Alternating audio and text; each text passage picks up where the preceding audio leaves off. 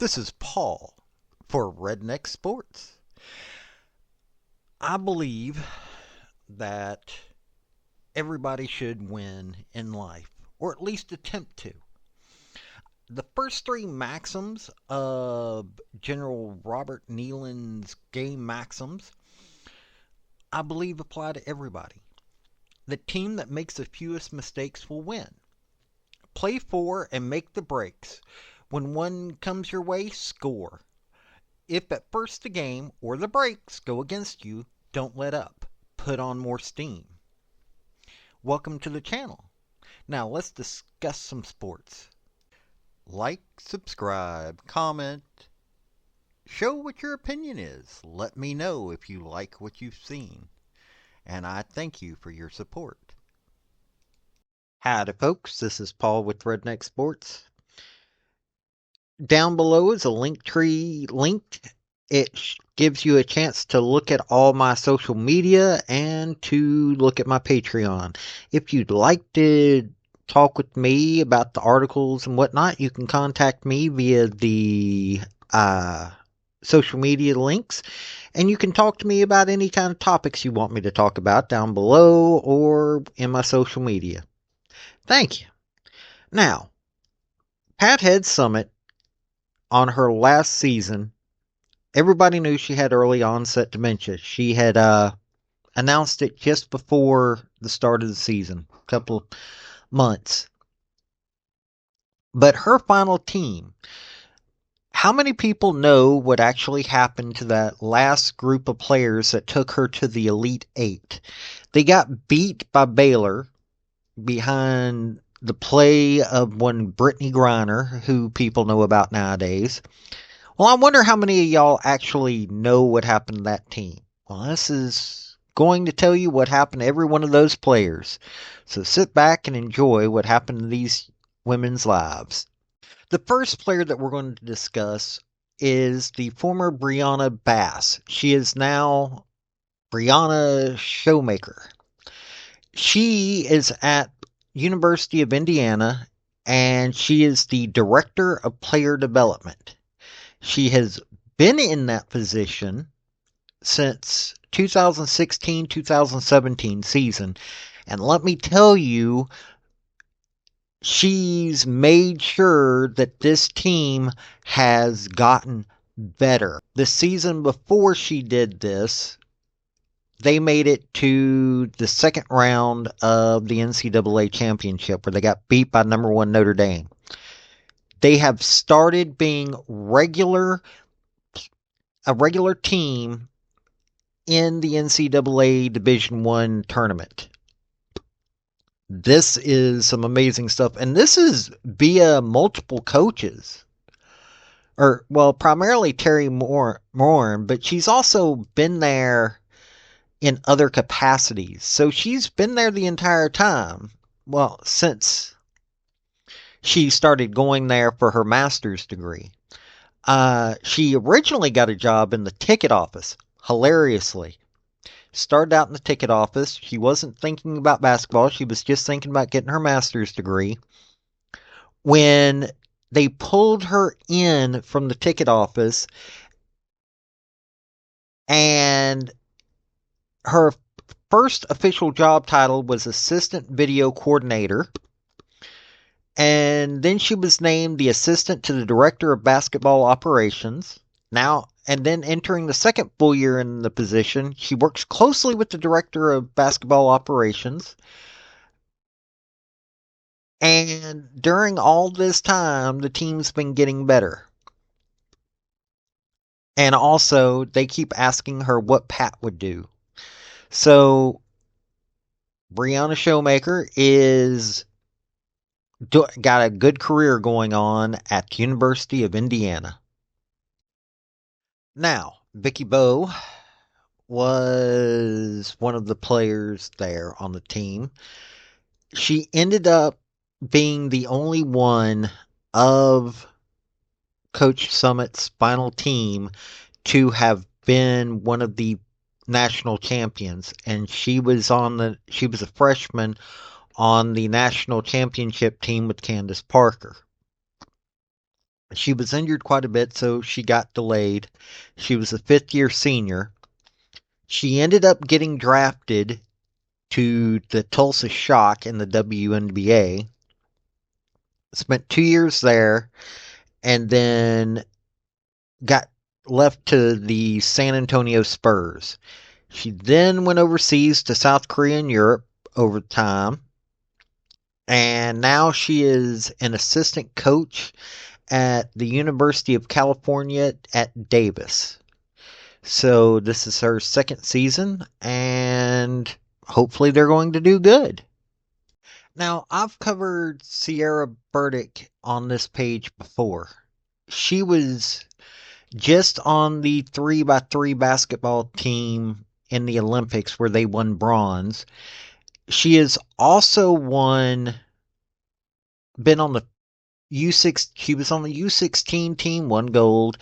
She was in the 2014, 2023 FIBA 3x3 World Cup, won gold at both those, and the Pan American Games, won gold. Uh, she's been with the Atlanta Dream, the New York Liberty, San Antonio Stars, Las Vegas Aces, Phoenix Mercury, Minnesota Lynx, and Seattle Storm. She's got a long career. Her great grandfather played for the Bears. Uh, she's got a long career playing basketball. Still is playing basketball, considering that she just played in the Olympics. So she's still following her dream and all that. So that's Sierra Burdick. Isabel Harrison uh,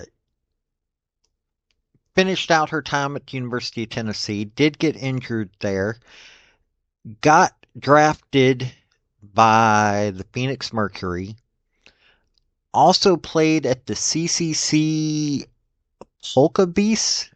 It's a Polish professional women's team. She then went to San Antonio Stars and the Las Vegas Aces. She also was playing, when not playing in WNBA, she was playing for the Bucheon Hana Wonekyu. It's a South Korean club, and also for Dike Napoli, USK Praha, which is a Czech team, the Dallas Wings, Virtus Arene Ragusa, and is currently at the Chicago Sky. So that means that she is playing with Angel Reese. She's been the SEC she was the SEC tournament MVP, two-time first team all ACC or SEC, pardon me. And she's had an interesting career overall. So that's Isabel Harrison. Okay, Glory Johnson was one of the few that was a Knoxville resident. She was originally from Colorado and then moved and went to school at Webb School, where her coach was a former University of Tennessee player. And the final season, she was one of those amazing players. She was married for a short while to Brittany Griner. That was a tumultuous relationship from what I read, but she ended up playing for the Tulsa Shock, Dallas Wings. She'd gotten drafted by the Tulsa Shock. She also spent time with Shevakata Vologda. It's a Russian women's basketball team. Another Russian professional basketball team called the PBK Nadezhda Orenburg. The Xinjiang Shizan Deers, that's Chinese. Connect Belediyevspor.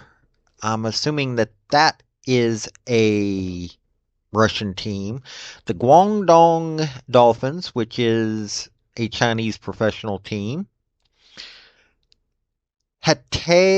Hataspor women's basketball section of Hadaspor, major sport in Hatay, Turkey. Xinjiang Magic Deer, that's another Chinese team. Dynamo Kirsk, the Atlanta Dream, she ended up. Now, mind you, all this time she was still playing WNBA for Tulsa and Dallas. Now she's with the Atlanta Dream, or was with the Atlanta Dream. The Sopron Basket is a Hungarian team. Kezazeri Basketball, as a Turkish team. Elitser Ramla, it's in Israel. Besiktas women's basketball team, or Besiktas HDI Sigorta. Not sure where that is. It's an interesting, she's been all over the place. She now holds a Montenegrin passport and has represented the Montenegro national team internationally. So she's had a pretty interesting career. Alicia Manning has gone into the coaching realm. For a while, she had the Alicia Manning personal development training, which she did in Knoxville. She also ended up teaching high school in Ohio at Northwest High School. Did that women's basketball for a couple of years.